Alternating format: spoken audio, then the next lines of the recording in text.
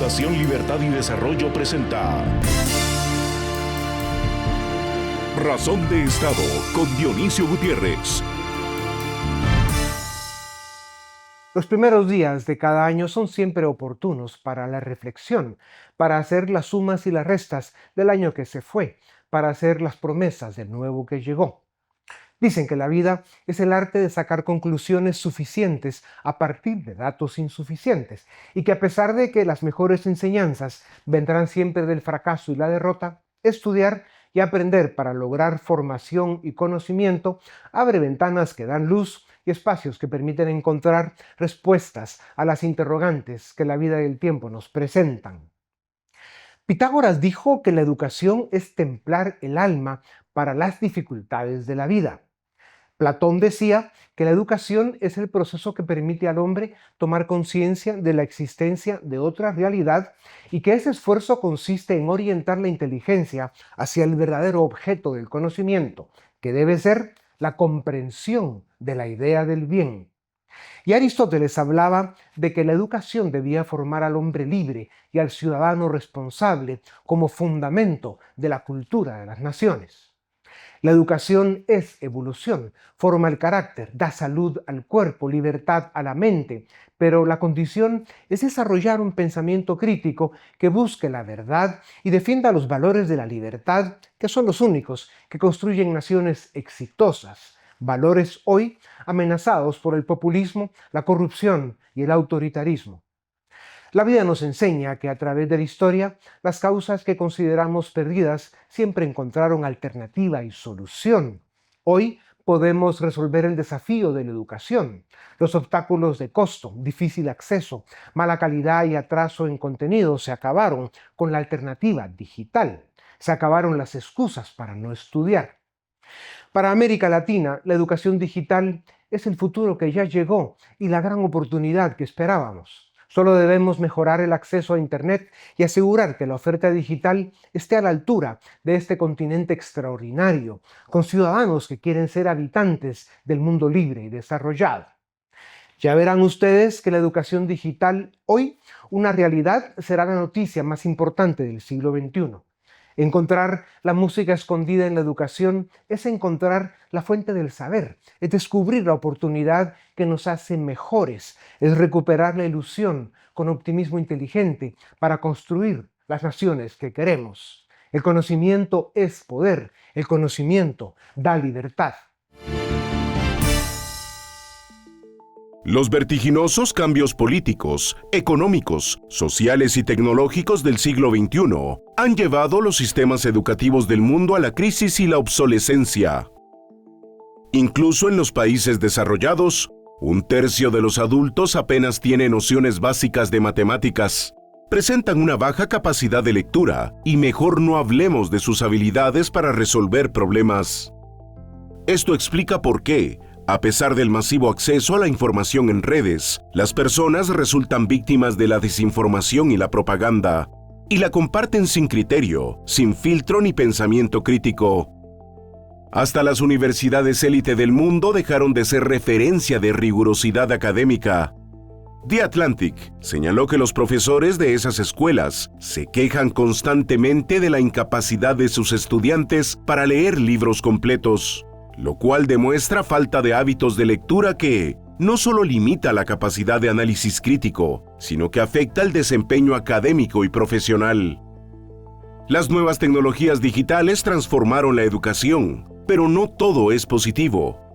El Internet democratizó el acceso a los recursos académicos, pero también provocó una exagerada dependencia de herramientas automatizadas, como buscadores o inteligencia artificial, para resolver tareas.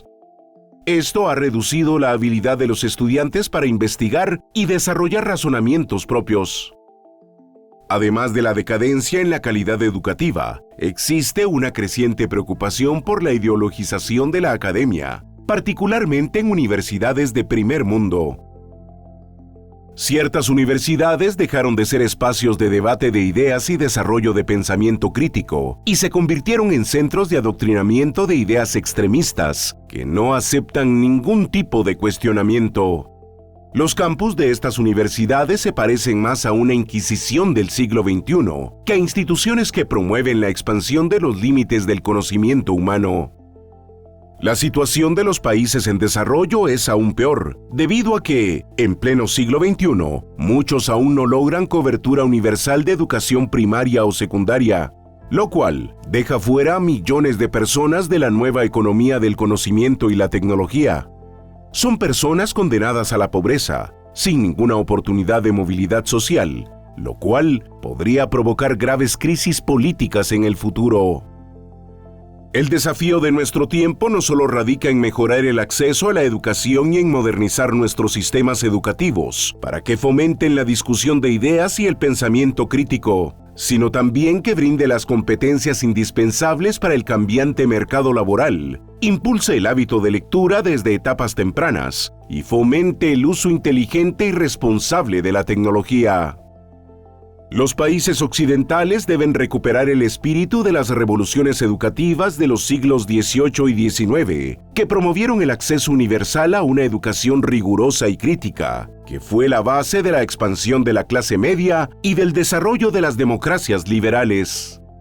La libertad, el Estado de Derecho y la democracia requieren de ciudadanos críticos, exigentes y comprometidos con los valores que sacaron a Occidente del oscurantismo y lo convirtieron en el faro de libertad del mundo en los últimos 200 años. El mismo faro que debe prevalecer para los próximos 200. La relación entre la ideología, la tecnología y la educación debería ser calibrada y sus resultados evaluados.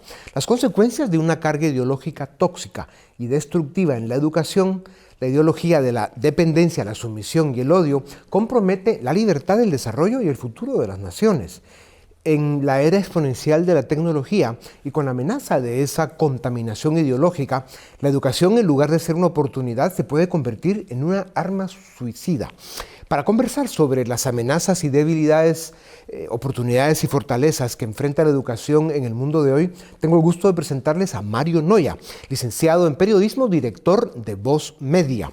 Es experto en medios de comunicación y liberalismo, escribe ensayos políticos y narrativa, es coautor de ¿Por qué dejé de ser de izquierdas? En 2008. Mario, bienvenido a Razón de Estado. Muchas gracias. Ese libro fascinante de ¿Por qué dejé de ser de izquierdas? Cuando hablamos de educación, ¿qué crees tú que le pasó a esa gente que llegó a ser de izquierdas y qué papel jugó la educación en su malformación? Yo creo que dejaron de ser de izquierdas porque les atropelló la realidad. Y hay veces que se trata sobre todo de honestidad y de lo que tú te respetes. Porque, de hecho, los planes de adoctrinamiento fallan cuando el adoctrinado dice yo no me quiero someter. Y cuando se siente traicionado. Un profesor es una persona en la que depositas mucha confianza, está ahí para formarte. Cuando ves que tiene intereses espurios, te levantas contra ello. Y bueno, has visto Dionisio siempre, ¿no? Todos los gobiernos, pero especialmente los más autoritarios, no quiero ni contarte los totalitarios, lo que quieren es estabular a la gente y no formar ciudadanos, sino ovejas, rebaños. Mucha gente, con toda la mejor voluntad del mundo, te ha comprado la mercancía y de repente ve que tu mercancía está averiada. Y a partir de ahí los tienes perdidos, afortunadamente. Mario, encima de las ideologías fracasadas y del odio, hoy en día es más fácil regarlas con las redes sociales y será peor con las herramientas que ofrecerá la inteligencia artificial. ¿Cómo se defienden las mentes y los corazones jóvenes de ese envenenamiento? Tendemos a pensar que los jóvenes no solo son jóvenes, son tontos. Y no son tontos, son tipos que aún no saben muchas veces, ¿no? Y les haces un favor generoso, ¿verdad? ¿No? Es así. Entonces, si tú crees que los vas a pastorear, vas a tener un error. Y si tú crees que las nuevas tecnologías, que ya no son tan nuevas, te van a servir para domesticar a gente que las sabe usar mejor que tú, tienes un problema, ¿no? Ahí tenemos que pensar en las nuevas tecnologías tenemos que pensar igual que como pensamos de las armas, ¿no? ¿Las armas son buenas o malas? función de lo que tú hagas con las armas serán buenas o serán malas. Es un instrumento. Las nuevas tecnologías son un instrumento, tienen un potencial tremendo para el bien y lo tienen para el mal. Pero ahí hay que abundar a la gente, que decirle, tienes que ser responsable, hazte cargo. Esto, ya digo, esto te puede dar poder, y el poder te puede destruir o te puede hacer mucho mejor persona y te puede hacer avanzar. Hablando de mercancía averiada, la evidencia sobre el fracaso del socialismo, su incomprensión del proceso económico y la facilidad que tiene para quebrar empresas, naciones, continentes, pues digamos, es bastante evidente. ¿Por qué es tan difícil entonces educar en las ideas de la libertad? ¿Y por qué ves a una porción tan grande de la juventud cayendo tan fácil en esas ideas, pues tal vez en algún momento románticas, pero absolutamente infuncionales? Depende de la zona. Pero mira, Dionisio, si tú has crecido teniéndolo todo en un país que tiene unos servicios públicos decentes y que está ordenado socialmente. Que se hizo gracias al capitalismo. Exacto. Tú crees que eso está ahí y que eso está ahí puesto y que nunca va a desaparecer. Entonces tú crees que tienes derecho a las cosas. Se te han olvidado o no lo has visto, lo que hicieron tus padres y tus abuelos por ti. ¿Cómo tratamos a los padres? ¿No? Muchas veces, ¿no? Oye, como soy tu hijo, tú estás a cargo de mí. Hay muchos padres que están en la mejor posición, que les dicen a los chicos, no vayas a pensarte que por ser hijo de una persona rica, de un potentado, te lo voy a dar todo, gánatelo. El que le hace eso a sus hijos tiene mucho ganado y le está haciendo un inmenso favor a sus hijos, que a lo mejor en ese momento no lo reconocen como tal. Dentro de 10 años, 20 años, 30 años, va a decir, menos mal que no me hiciste un imbécil. Y eso pasa, ¿no? Hoy en día la gente joven ve que estamos en una sociedad de opulencia, entonces de repente dicen, no, yo no quiero trabajar, no hay por qué trabajar, que me lo den todo, yo estoy aquí para crear, para ser yo, para expresarme. Ojo, porque no eres tú. Muchas veces eres un fantoche y además lo que estás pidiendo muy egoístamente es que los demás, los que están haciendo funcionar la sociedad mientras tú estás pensando, claro, hagan todo para que tú estés ahí. Ya. Mario, la pereza, la ignorancia, también la falta de oportunidades exponen a grandes espacios de la juventud a caer pues en eso, ¿no? En lo fácil, en lo accesible. Y ahí te encuentras con todas esas estructuras de desinformación, de fake news, que sobre todo se hacen desde centros de operaciones en China, Rusia, Irán, Corea del Norte, etcétera, etcétera. Y eso ya se está viendo el daño que está generando en los países occidentales. ¿Cómo nos enfrentamos? ¿Cómo nos defendemos en contra de eso? Tenemos que ser... eso es una cuestión que tiene que caer mucho de nuestro lado y, en segundo lugar, tenemos que filtrar, es decir, a la gente joven no le vas a engañar con las cosas que les interesan a ellos. Dale un juego pirateado si es lo que le gusta. Dale unas zapatillas que sean una réplica mala de las que ellas buscan. Te la van a rechazar. Con la información pasa igual. Lo que hay que hacer es generar tremenda desconfianza hacia todos los poderes y ver quién te está soltando la mano, ¿no? Por ejemplo, Elon Musk. Nos lo están convirtiendo todos en una especie de ogro que viene a destruir las sociedades libres. Vaya hombre, mira tú por dónde resulta que el malo es el que ha señalado cómo se estaba tiranizando y secuestrando la opinión en una red tan importante como Twitter, ¿no? Bueno, pues eso los jóvenes también lo identifican muy fácilmente. ¿Es seguro que este es el villano? A ver si los villanos van a ser los que te ponen el certificado de auténtico, ¿no? La pandemia lo hemos visto.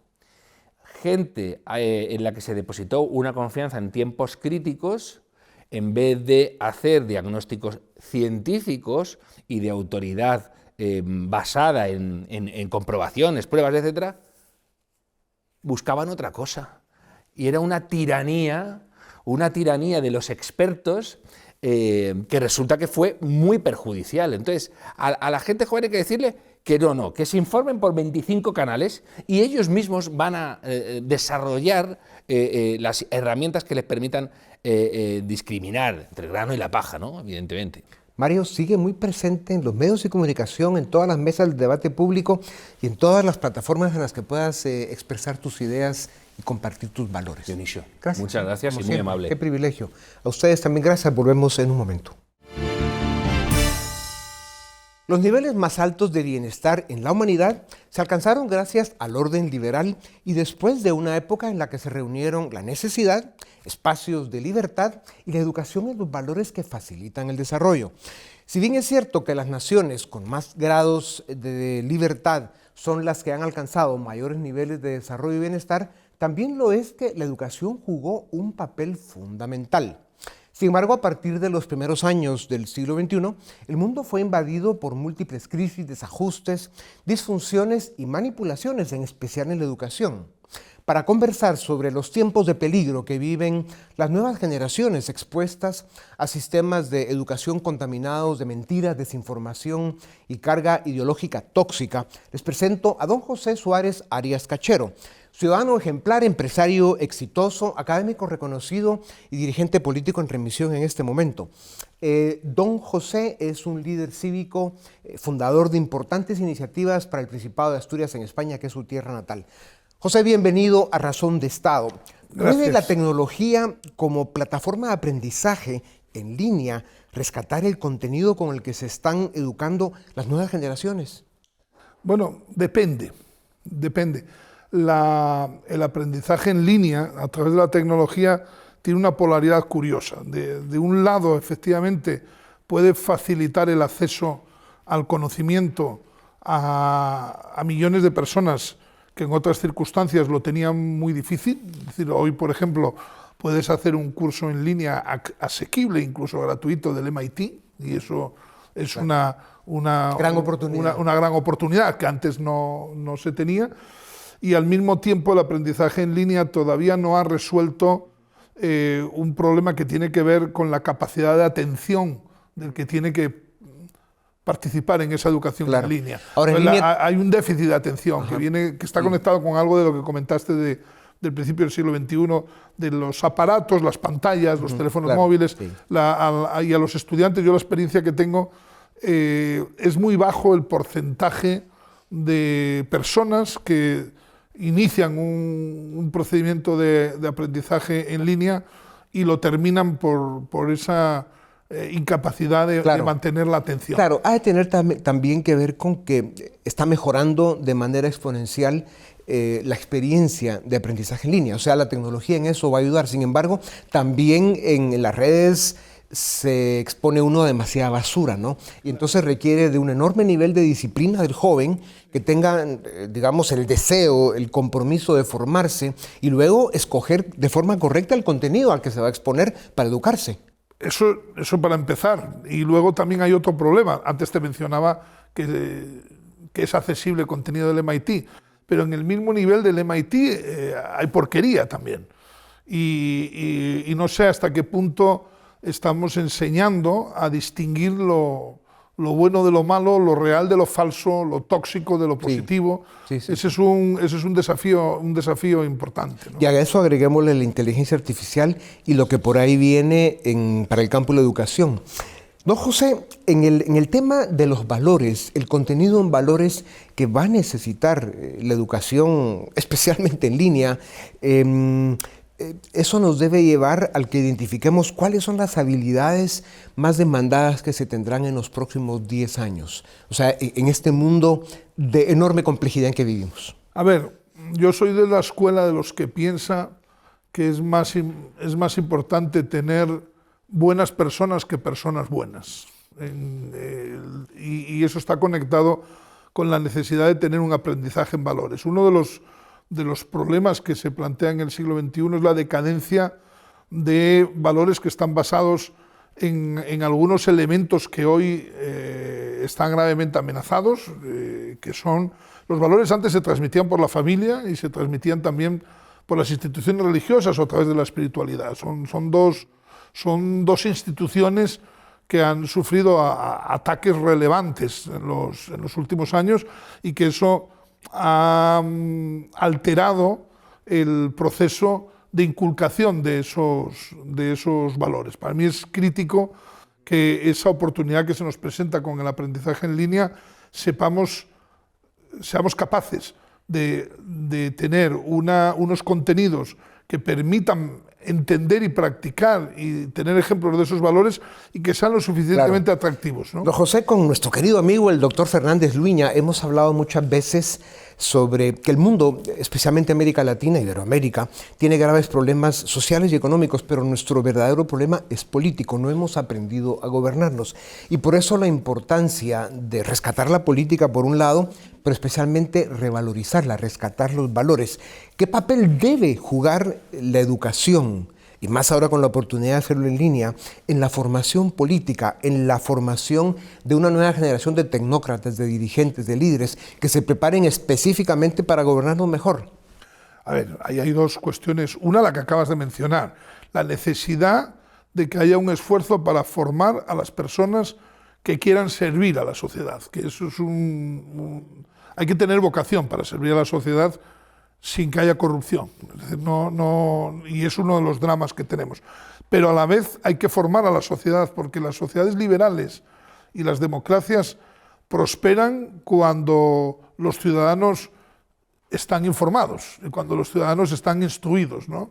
Y son las dos. Para mí es crítica si yo pudiera sumar en este proceso, me gustaría sumar en el de preparar a aquellos que están dispuestos a servir a los ciudadanos. Sé que estás, porque estamos, en un esfuerzo preliminar de construcción de lo que puede ser un sueño para Iberoamérica, en formar esa nueva generación de jóvenes que tengan la ilusión de participar en política para mejorar la situación de sus países. Y en eso vamos a dar la batalla juntos, don José, además en un lugar privilegiado. Entonces, si en los próximos 10 años la tecnología va a jugar un papel determinante, ¿cómo puede formarse a la gente en políticas públicas? Brevemente. Con el ejemplo de los que lo hayan hecho bien, fundamentalmente. Yo creo que una cuestión clave del aprendizaje es el ejemplo. Y el acceso a la calidad de gente en línea. Exactamente. El ejemplo de los líderes que hayan hecho grandes procesos de reforma y hayan sido exitosos en los gobiernos de sus comunidades, sean ciudades, regiones o países, en línea, accesibles para todos aquellos que en España y en Iberoamérica quieran prestar ese servicio a sus sociedades que cada vez más necesitan. Es una oportunidad extraordinaria. Es la oportunidad que estamos peleando desde la Escuela de Gobierno Iberoamericana. Pues la vamos a pelear juntos, don José. Encantado. Como siempre, un grandísimo gusto. Gracias. Muchas gracias. A ustedes también, gracias por acompañarnos una vez más. Esto es Razón de Estado.